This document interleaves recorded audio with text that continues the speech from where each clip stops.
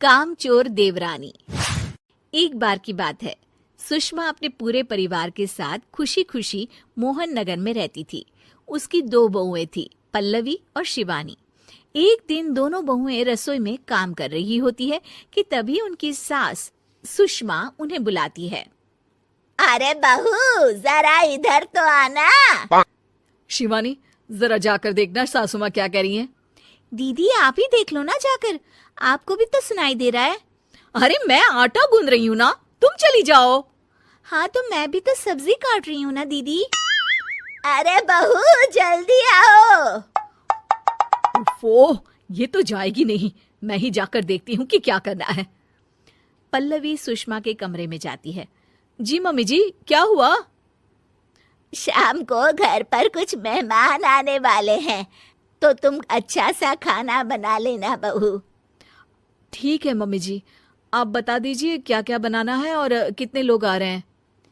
सुनील की मौसी जी और उनका पूरा परिवार आ रहा है। कुल मिलाकर 3 लोग और हमें मिलाकर हुए 9 लोग। तो अभी से ही तैयारी करना शुरू कर दो। और हाँ, घर की सफाई भी कर देना, हाँ अच्छे से। जी मम्मी जी, सब काम हो जाएगा, आप चिंता मत कीजिए।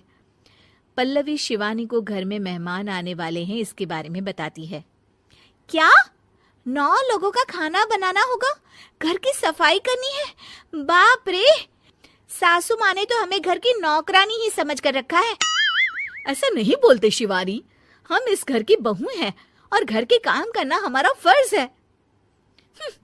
दीदी तो है ही सासू माँ की चमची, जब देखो सासू माँ सासू माँ। मैं तो इतना सारा काम नहीं करने वाली।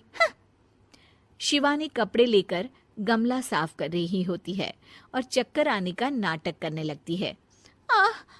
मेरा सर चकरा रहा है। तभी वहां पल्लवी और सासू माँ जाते हैं। अरे बहू, क्या हो गया तुम्हें? मम्मी जी, बहुत तेज सर में दर्द हो रहा है। तुम एक काम करो शिवानी, आराम कर लो। नहीं नहीं दीदी, घर में मेहमान आने वाले हैं, मुझे आपकी मदद करनी चाहिए। अरे कोई बात नहीं शिवानी, तुम आराम कर लो, मैं सब काम कर लूंगी। ठीक है दीदी, अगर आप इतना कह रही हैं तो आराम कर लेती हूँ। शिवानी आराम से अपने कमरे में मैगजीन पढ़ रही होती है। इसे कहते हैं आराम की जिंदगी। इतना सारा काम।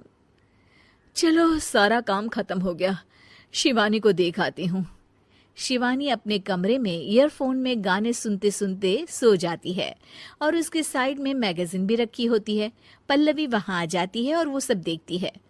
ओहो, तो मतलब सब काम चोरी का बहाना था। अभी बताती हूँ इसको। घर का सारा काम मुझे करना पड़ा और ये महारानी यहाँ मैगजीन पढ़ रही है, गाने सुन रही है। पल्लवी रसोई से एक प्लेट और चम्मच लेकर आती है और शिवानी को थाली बजाकर उठाने लगती है। शिवानी अचानक से उठती है। उठ गई महारानी, गाने भी सुन लिए, मैगजीन भी पढ़ ली। तुम तो बहुत बड़ी झूठी निकली शिवानी। तुमने सर दर्द का बहाना बनाया ताकि काम करने से बच सको। हाँ बनाया बहाना, तो क्या करती, इतने सारे काम करती। मुझे कोई शौक नहीं है चापलूसी का। क्या चापलूसी? तुम्हें लगता है कि मैं सारे काम चापलूसी के लिए कर रही हूँ? नहीं तो क्या। तभी वहां सासू माँ आ जाती हैं। अरे बहू, वो लोग बस आने ही वाले हैं, तुम तैयारियां कर लो। जी सासू माँ, तुझे तो मैं बाद में देखती हूँ। सब खाना खाने बैठते हैं और खाना शुरू करते हैं। तभी सुनील की मौसी बोलती है। वाह भाई वाह, खाना तो बहुत ही अच्छा बना है सुषमा जी, एक एक चीज में क्या स्वाद है। ये सुनकर शिवानी मुंह बना लेती है। उसे अपनी जेठानी की इतनी तारीफ रास नहीं आती। आपकी बहुएं तो बहुत ही अच्छा खाना बनाती हैं। हाँ बनाती तो दोनों ही अच्छा है, पर आज ना ये सारा खाना बड़ी बहू ने बनाया है। छोटी बहू की तबीयत ठीक नहीं थी, सो इसलिए।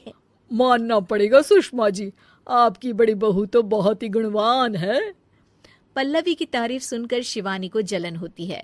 पल्लवी ये सुनकर खुश हो जाती है और शिवानी की तरफ देखकर उसे चिढ़ाती है। कुछ देर बाद मेहमानों के जाने का वक्त हो जाता है।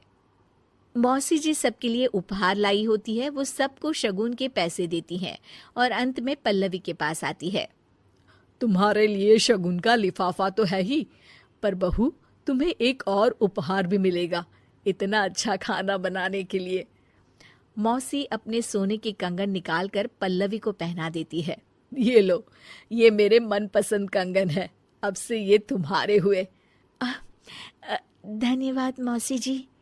ये देखकर शिवानी तो पूरी तरह से जल जाती है और गुस्से से रसोई में चली जाती है।